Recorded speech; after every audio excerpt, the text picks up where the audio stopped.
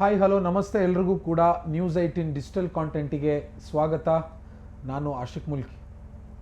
ಈ ಬಾರಿ ಮುಂಗಾರು ಪ್ರವೇಶ ಬಹಳ ತಡವಾಗಿ ಆಗಿರೋದು, ಹೀಗಾಗಿ ಮಳೆಯ ಕೊರತೆ ಅಂತೂ ನಮ್ಮ ರಾಜ್ಯದಲ್ಲಿ ಇದ್ದೇ ಇದೆ.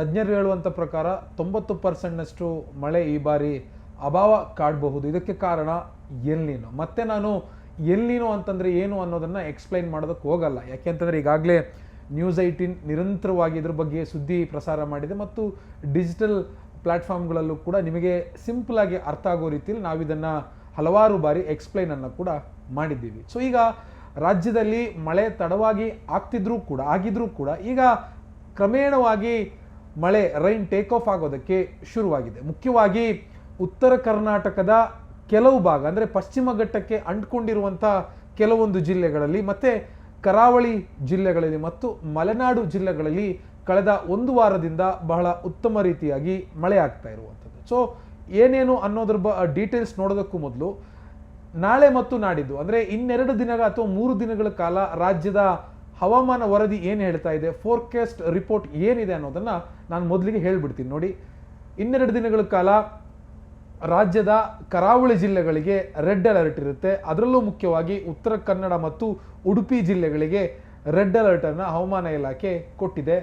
ಇದರ ಜೊತೆಗೆ ದಕ್ಷಿಣ ಕನ್ನಡ ಜಿಲ್ಲೆ ಸೇರಿದಂತೆ ಬೆಂಗಳೂರು, ಮುಖ್ಯವಾಗಿ ಬೆಂಗಳೂರು ಮತ್ತು ಬೆಂಗಳೂರು ಗ್ರಾಮಾಂತರ ಜಿಲ್ಲೆ ಸೇರಿದಂತೆ ರಾಜ್ಯದ 17 ಜಿಲ್ಲೆಗಳಿಗೆ 2-3 ದಿನಗಳ ಕಾಲ ಆರೆಂಜ್ ಅಲರ್ಟನ್ನು ರಾಜ್ಯ ಹವಾಮಾನ ಇಲಾಖೆ ಕೊಟ್ಟಿರುವಂಥದ್ದು. ಇದರ ಜೊತೆಗೆ ಉಳಿದಂತೆ ಇರುವಂತಹ 11 ಜಿಲ್ಲೆಗಳಿಗೆ ಹವಾಮಾನ ಇಲಾಖೆ ಯೆಲ್ಲೋ ಅಲರ್ಟನ್ನು ಘೋಷಣೆ ಮಾಡಿದ್ದಾರೆ.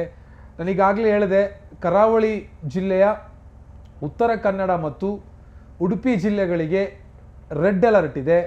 ಇದರ ಜೊತೆಗೆ ಬೆಂಗಳೂರು ಗ್ರಾಮಾಂತರ, ಚಿಕ್ಕಬಳ್ಳಾಪುರ, ಮೈಸೂರು, ಕೊಡಗು, ಹಾಸನ, ದಕ್ಷಿಣ ಕನ್ನಡ, ಶಿವಮೊಗ್ಗ, ದಾವಣಗೆರೆ, ಧಾರವಾಡ, ಗದಗ, ಬೆಳಗಾವಿ, ಬಾಗಲಕೋಟೆ, ವಿಜಯಪುರ, ಕಲಬುರಗಿ, ರಾಯಚೂರು ಮತ್ತು ಬಳ್ಳಾರಿ, ಈ 17 ಜಿಲ್ಲೆಗಳಿಗೆ 2-3 ದಿನಗಳ ಕಾಲ ಆರೆಂಜ್ ಅಲರ್ಟನ್ನು ಕೊಡಲಾಗಿದೆ. ಇನ್ನು ಉಳಿದಿರುವಂತೆ 11 ಜಿಲ್ಲೆಗಳು ಯೆಲ್ಲೋ ಅಲರ್ಟ್ ಕೊಟ್ಟಿದೆ. ಅದರಲ್ಲಿ ಬೀದರ್, ಯಾದಗಿರಿ, ಕೊಪ್ಪಳ, ಹಾವೇರಿ, ವಿಜಯನಗರ, ಚಿತ್ರದುರ್ಗ, ತುಮಕೂರು, ಮಂಡ್ಯ, ರಾಮನಗರ, ಕೋಲಾರ ಮತ್ತು ಚಾಮರಾಜನಗರ, ಈ 11 ಜಿಲ್ಲೆಗಳಿಗೆ ಯೆಲ್ಲೋ ಅಲರ್ಟನ್ನು ಹವಾಮಾನ ಇಲಾಖೆ ಕೊಟ್ಟಿರುವಂಥದ್ದು. ಸೊ ಹೀಗಾಗಿ ರಾಜ್ಯದ ಬಹುತೇಕ ಎಲ್ಲ ಭಾಗದಲ್ಲೂ ಕೂಡ ನಾಳೆಯಿಂದ ಮುಂದಿನ 3-4 ದಿನಗಳ ಕಾಲ ಮಳೆ ಆಗುವಂಥ ಒಂದು ಮುನ್ಸೂಚನೆ ಸಿಕ್ಕಿರುವಂಥದ್ದು. ಇದೇ ಮೊದಲನೇ ಬಾರಿಗೆ, ಅಂದರೆ ಈ ಬಾರಿ ಜೂನ್ ಆರಂಭದಲ್ಲಿ ನಮಗೆ ಮಳೆ ಕೈ ಕೊಡ್ತು ಸರಿಯಾದ ಪ್ರಮಾಣದಲ್ಲಿ, ನಿರೀಕ್ಷಿತ ಪ್ರಮಾಣದಲ್ಲಿ, ಅಥವಾ ನಮ್ಮ ವಾಡಿಕೆ ಮಳೆ ಏನಿದೆ ಅದು ಈ ಬಾರಿ ಆಗಿಲ್ಲ.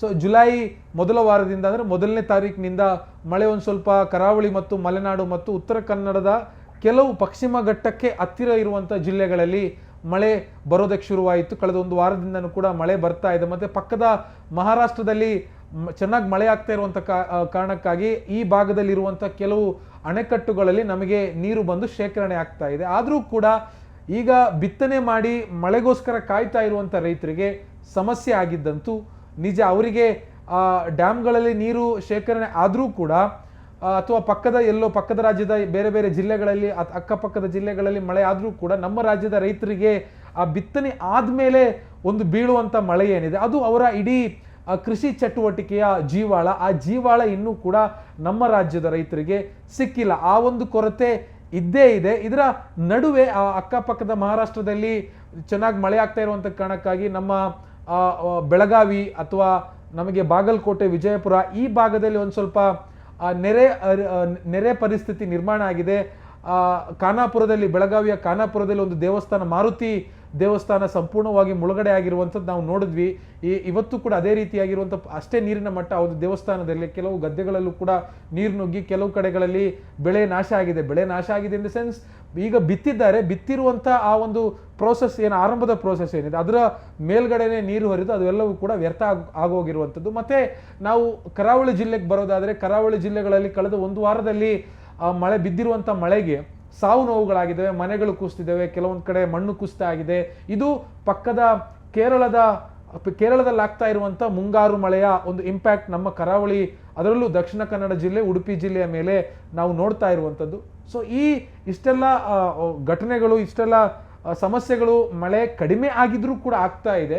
ಬೆಂಗಳೂರಿಗೆ ಈ ಬಾರಿ ಅತ್ಯಂತ ಕಡಿಮೆ ಮಳೆ ಕಳೆದ 25-30 ವರ್ಷಗಳಲ್ಲಿ ಈ ರೀತಿಯ ಒಂದು ಮಳೆಯ ಕೊರತೆ ಬೆಂಗಳೂರಿಗೆ ಆಗಿಲ್ಲ ಅನ್ನುವಂಥದ್ದು ಮಾತನ್ನ ಬೆಂಗಳೂರಿನ ಬಹಳಷ್ಟು ವರ್ಷಗಳಿಂದ ಹುಟ್ಟಿ ಬೆಳೆದಿರುವಂಥ ಜನ ಬೆಂಗಳೂರಿನ ಬಗ್ಗೆ ಹೇಳ್ತಾ ಇದ್ದಾರೆ. ಸೊ ಈಗ 2-3 ದಿನಗಳ ಕಾಲ ಮತ್ತೆ ಬೆಂಗಳೂರಿಗೆ 2-3 ದಿನ ಅಂತಂದ್ರೆ ಎಕ್ಸಾಕ್ಟ್ ಡೇಟ್ ಹೇಳೋದಾದ್ರೆ ಜುಲೈ 7, 8, 9 ಈ 3 ದಿನಗಳ ಅವಧಿಯಲ್ಲಿ ಬೆಂಗಳೂರಿಗೆ ಆರೆಂಜ್ ಅಲರ್ಟ್ ಇದೆ. ಸೊ ಹೀಗಾಗಿ ಮಳೆ ಬರುವಂತ ಸಾಧ್ಯತೆ ಇದೆ. ಆರೆಂಜ್ ಅಲರ್ಟ್ ಅಂತಂದ್ರೆ ಸಾಮಾನ್ಯವಾಗಿ 20 ಮಿಲಿಮೀಟರ್ ವರೆಗೂ ಕೂಡ ಮಳೆ ಆಗುವಂತ ಒಂದು ಪಾಸಿಬಿಲಿಟಿ ಇರೋದು. ಸೊ ಹಾಗಾಗಿ ಬೆಂಗಳೂರಿನಲ್ಲಿ ಮುಂದಿನ 3-4 ದಿನಗಳ ಕಾಲ ಮಳೆ ಆಗಬಹುದು ಅನ್ನುವಂಥ ಒಂದು ಸಾಧ್ಯತೆ ಹವಾಮಾನ ಇಲಾಖೆ ವ್ಯಕ್ತಪಡಿಸ್ತಾ ಇರುವಂಥದ್ದು. ಬೆಂಗಳೂರಲ್ಲಿ ಆಯಿತು ಅಂತಂದ್ರೆ ಬೆಂಗಳೂರಿನ ಅಕ್ಕಪಕ್ಕದ ಜಿಲ್ಲೆಗಳಲ್ಲೂ ಕೂಡ ಸಹಜವಾಗಿ ಅದರ ಇಂಪ್ಯಾಕ್ಟ್ ಇರುತ್ತೆ. ಮತ್ತು ಮುಖ್ಯವಾಗಿ ಮಧ್ಯ ಕರ್ನಾಟಕದಲ್ಲೂ ಕೂಡ ಚಿತ್ರದುರ್ಗ, ದಾವಣಗೆರೆ, ಹೆಚ್ಚು ಕಮ್ಮಿ ವಿಜಯನಗರ ಈ ಭಾಗದಲ್ಲೂ ಕೂಡ ಮಳೆ ಕೊರತೆ ಈ ಬಾರಿ ಯಥೇಚ್ಛವಾಗಿ ಕಂಡಿರುವಂಥದ್ದು. ಮತ್ತೆ ಈ ಕಲ್ಯಾಣ ಕರ್ನಾಟಕದ ಕೆಕೆ ಭಾಗದಲ್ಲೂ ಕೂಡ ಮಳೆ ಕಡಿಮೆಯಾಗಿದೆ. ಅಲ್ಲೂ ಕೂಡ ಕೆಲವೊಂದು ಜಿಲ್ಲೆಗಳಲ್ಲಿ ಆರೆಂಜ್ ಅಲರ್ಟ್ ಇದೆ. ಬೀದರ್ನಲ್ಲಿ ನಾಳೆಯಿಂದ 2-3 ದಿನಗಳ ಕಾಲ ಯೆಲ್ಲೋ ಅಲರ್ಟ್ ಇದೆ. ಸೊ ಅಲ್ಲೂ ಕೂಡ ಮಳೆ ಬೇಕು, ಮಳೆಯನ್ನು ನಿರೀಕ್ಷೆ ಮಾಡ್ತಾ ಇರುವಂಥದ್ದಲ್ಲಿ ಜನ ಮತ್ತು ಮುಖ್ಯವಾಗಿ ರೈತರು. ಸೊ ಇವತ್ತು ಏನು ಹಾವೇರಿ ಮತ್ತೆ ಕೊಪ್ಪಳ ಭಾಗದಲ್ಲೆಲ್ಲ ಕೆಲವು ಕಡೆಗಳಲ್ಲಿ ಮೋಡ ಬಿತ್ತನೆ ಕೂಡ ಆಗಿದೆ ಅನ್ನುವಂಥ ಮಾಹಿತಿ ಇದೆ. ಮಾಜಿ ಸಚಿವ HK ಪಾಟೀಲ್ ಅವರು ಇದ್ರ ಬಗ್ಗೆ ಒಂದು ಟ್ವೀಟ್ ಅನ್ನು ಕೂಡ ಮಾಡಿದ್ರು. ಇದು ಮಳೆ ಕೊರತೆ ಇದ್ರೂ ಕೂಡ ಕೆಲವು ಬಹುತೇಕ ಕಡೆಗಳಲ್ಲಿ ಒಂದು ಮೋಡ ಕವಿದ ವಾತಾವರಣ ಇದೆ. ಇದು ಮೋಡ ಬಿತ್ತನೆ ಮಾಡೋದಕ್ಕೆ ಬಹಳ ಸೂಕ್ತವಾಗಿರುವಂಥ ಸಮಯ. ಇದನ್ನ ಸರ್ಕಾರ ಎನ್ಕ್ಯಾಚ್ ಮಾಡ್ಕೋಬೇಕು ಅನ್ನುವಂಥದ್ದು ಕೂಡ ರೈತರ ಒಂದು ಆಗ್ರಹ ಮತ್ತು ಬೇಡಿಕೆ. ಈ ಸಮಯದಲ್ಲಿ ಕನಿಷ್ಠ ಒಂದು 10-15% ಮಳೆಯಾದ್ರೂ ಕೂಡ ಕೃಷಿ ಚಟುವಟಿಕೆಗಳನ್ನ ಪುನರ್ ಆರಂಭಿಸೋದಕ್ಕೆ ಅಥವಾ ಟೇಕ್ ಆಫ್ ಮಾಡೋದಕ್ಕೆ ರೈತರಿಗೂ ಕೂಡ ಅನುಕೂಲ ಆಗುತ್ತೆ. ಮತ್ತೆ ಈ ಭಾಗದಲ್ಲಿರುವಂತಹ ಹಳ್ಳ ಕೊಳ್ಳಗಳು ಮತ್ತೆ ನದಿಗಳಲ್ಲೂ ಕೂಡ ಒಂದು ವಾಟರ್ ರಿಸೋರ್ಸ್ ಮತ್ತೆ ಜನರೇಟ್ ಆಗೋದಕ್ಕೆ ಅಥವಾ ರೀಚಾರ್ಜ್ ಆಗೋದಕ್ಕೆ ಈ ಮಳೆ ಸಹಕಾರಿ ಆಗುತ್ತೆ ಅನ್ನುವಂಥದ್ದು ಅಲ್ಲಿರುವಂಥ ಜನರ ಮತ್ತು ರೈತರ ನಂಬಿಕೆ. ಒಟ್ಟಾರೆ ರಾಜ್ಯದಲ್ಲಿ ಮಳೆಯ ಕೊರತೆ ಇದೆ, ಆದರೆ ಕೆಲವು ಕಡೆಗಳಲ್ಲಿ ಅಗತ್ಯಕ್ಕಿಂತಲೂ ಮೀರಿದ ರೀತಿಯಲ್ಲಿ ಮಳೆ ಬೀಳ್ತಾ ಇದೆ. ಮತ್ತೆ ಅಕ್ಕಪಕ್ಕದ ರಾಜ್ಯಗಳ ಜಿಲ್ಲೆಗಳೇ ನಮ್ಮ ರಾಜ್ಯದ ಜೊತೆ ಪಕ್ಕದ ರಾಜ್ಯದ ಜಿಲ್ಲೆಗಳು ಯಾವುದು ಹಂಚ್ಕೊಳ್ತಾ ಇದೆ ಅಂತಹ ಜಿಲ್ಲೆಗಳಲ್ಲಿ ಮಳೆ ಆಗ್ತಾ ಇರುವಂತ ಕಾರಣಕ್ಕಾಗಿ ನಮ್ಮ ಗಡಿ ಭಾಗದಲ್ಲಿ ಇರುವಂತ ಕೆಲವು ಜಿಲ್ಲೆಗಳು, ಅದು ದಕ್ಷಿಣ ಕನ್ನಡ ಇರ್ಬೋದು, ಕೇರಳ ಜೊತೆ ಹಂಚ್ಕೊಂಡಿದೆ ಗಡಿ, ಆ ಕಡೆ ಬೆಳಗಾವಿ, ಮಹಾರಾಷ್ಟ್ರ ಜೊತೆ ಹಂಚ್ಕೊಂಡಿದೆ ಗಡಿ. ಸೊ ಈ ಎಲ್ಲ ಜಿಲ್ಲೆಗಳಲ್ಲಿ ಒಂದು ನೆರೆ ಪ್ರವಾಹ ರೀತಿಯಾಗಿರುವಂಥ ವಾತಾವರಣ ಇದೆ. ಈ ಕಡೆ ಮಂಗಳೂರು, ದಕ್ಷಿಣ ಕನ್ನಡ ಜಿಲ್ಲೆ ಕಡೆ ಗುಡ್ಡ ಕುಸಿತ ಆಗ್ತಾ ಇದೆ, ಸಾವು ನೋವುಗಳಾಗಿದೆ, ಮನೆಗಳು ಕುಸಿತ ಇದೆ, ಚಾವಣಿ ಎಲ್ಲ ಬಿದ್ದು ಅವಾಂತರಗಳಾಗ್ತಾ ಇದೆ. ಸೊ ಈ ತರದ ವಾತಾವರಣ ಕೂಡ ಬೆಂಗಳೂರು ಸೇರಿದಂತೆ ಇಡೀ ರಾಜ್ಯದಲ್ಲಿ ಇರುವಂಥದ್ದು. ನಿರ್ಭೀತ, ನಿಷ್ಪಕ್ಷಪಾತ, ವಿಶ್ವಾಸಾರ್ಹ ಸುದ್ದಿಗಳಿಗೆ ಹೆಸರಾಗಿರುವ ನ್ಯೂಸ್ 18 ಕನ್ನಡ ಈಗ ಆಪ್ನಲ್ಲೂ ಲಭ್ಯವಿದೆ. ದಯವಿಟ್ಟು ಇಲ್ಲಿರುವ QR ಕೋಡ್ನ ಸ್ಕ್ಯಾನ್ ಮಾಡಿಕೊಂಡು ಆಪ್ ಡೌನ್ಲೋಡ್ ಮಾಡೋದಕ್ಕೆ ಮರಿಬೇಡಿ. ನಿಮ್ಮ ಬೆಂಬಲ ಹೀಗೆ ಸದಾ ನಮ್ಮೊಂದಿಗಿರಲಿ. ಧನ್ಯವಾದ.